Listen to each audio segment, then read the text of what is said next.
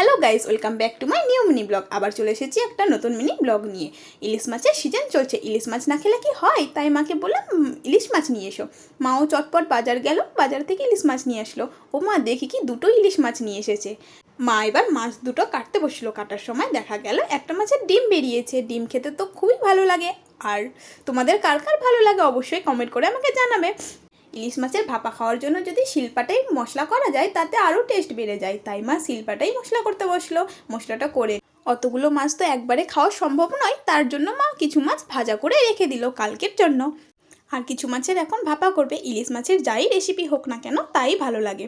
তোমাদের কার কার ইলিশ মাছ খেতে ভালো লাগে অবশ্যই আমাকে কমেন্ট করে জানাবে। আমার তো খুবই ভালো লাগে। আর কিছু তেল ছিল, তেল আর ডিমটা একসঙ্গে ভেজে নিচ্ছে। ভেজে নেওয়ার পর ভাপার জন্য যা যা দরকার সেগুলো দিয়ে ভাপাতে বসিয়ে দিল। তারপর তৈরি হয়ে গেল ইলিশ মাছের ভাপা। আর খেতে না অমায়িক হয়েছিল।